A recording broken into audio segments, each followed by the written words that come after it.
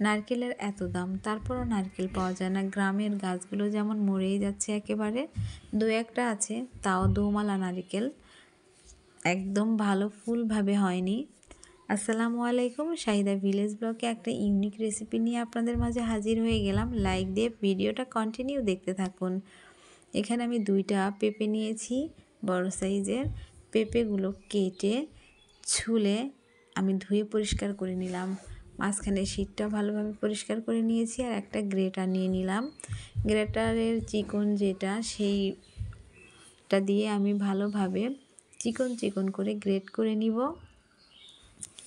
আর সবগুলো পেঁপে আমি গ্রেট করে নিলাম। এখন আমি পেঁপেগুলো ভালোভাবে ধুয়ে নিব। ধুয়ে পরিষ্কার করে একটা কড়াইয়ে দিয়ে দিব। ভালো করে 2-3 বার পানি দিয়ে আমি ধুয়ে নিয়েছি। আমি যখন পেঁপেটা ছিলেছি তখনও ধুয়েছি, আবার এখনও ধুয়ে নিচ্ছি, আর লাস্টেরগুলোও আমি ধুয়ে নিয়ে নিলাম। এখন একটা কড়াইয়ের মধ্যে দিয়ে দিয়েছি, আর এখানে আমি অল্প একটু পানি দিয়েছি। আর পেঁপেতেও তো হালকা পানি আছেই, ধুয়ে নিয়েছি যেহেতু। আর এখানে আমি এখন দিয়ে দিব আর একটু পানি। পানিটা দিয়ে কড়াই বসিয়ে দিব চুলাতে। চুলার আগুনটা ধরিয়ে নিলাম। আর এখন আমি এখানে লবণ দিয়ে দিব। লবণটা দিয়ে তারপর সিদ্ধ করে নিব।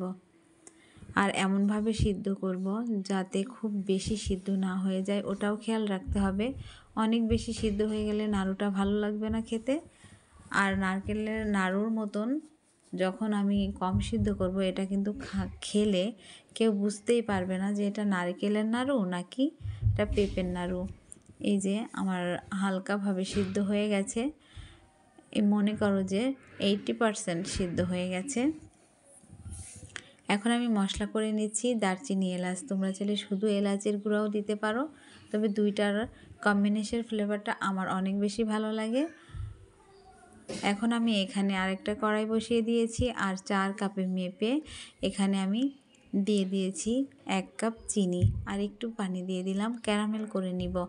এটা আসলে আমার পেঁপে 2টা অনেক বড়, তাই আমি বড় সাইজের কাপ নিয়ে নিয়েছি, আর সেই কাপ দিয়ে চিনিটা দিয়ে দিয়েছি। তোমরা যতটা পেঁপে নেবে মিষ্টি অনুযায়ী, যার যেরকম মিষ্টি ভালো লাগে সেরকম মিষ্টি অনুযায়ী এই চিনিটা ক্যারামেল করে নিতে পারো, বা আখের গুড় দিয়েও করে নিতে পারো।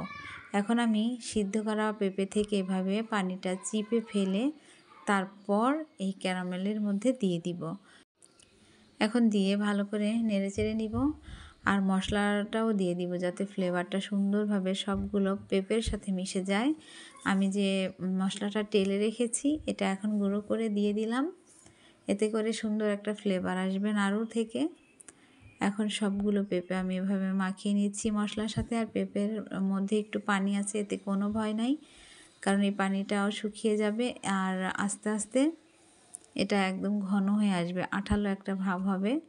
এখানে আমি 10 টাকা দামের 2টা দুধের গুঁড়া দুধ আর কি ব্যবহার করেছি।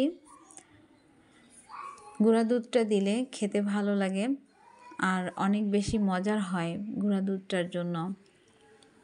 তো আমি এখন গুঁড়া দুধটা দিয়ে আবারও মাখিয়ে নিচ্ছি। এভাবে আমার আলতোভাবে আমি মাখিয়ে নিচ্ছি যাতে ভেঙে না যায় পেঁপেগুলো। আর অনেক বেশি আঁচে রান্না করা যাবে না, তাহলে পুড়ে যাবে। আর এই যে এরকম দলা পাকিয়ে আসছে, এখন এই পর্যায়ে আমি এটাকে উঠিয়ে নিব। হয়ে গেছে নাড়ু বানানোর জন্য পারফেক্ট। এখন আমি হাতে নিয়ে তারপরে এভাবে বানিয়ে নিব। আর তোমরা চাইলে একটু ঘিও দিতে পারো।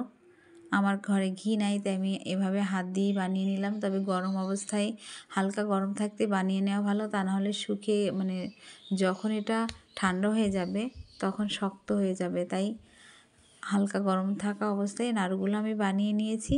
আর অবশ্যই বলবে নাড়ুগুলো কেমন হয়েছে। সবাই খুব ভালো থেকো। আল্লাহ হাফেজ।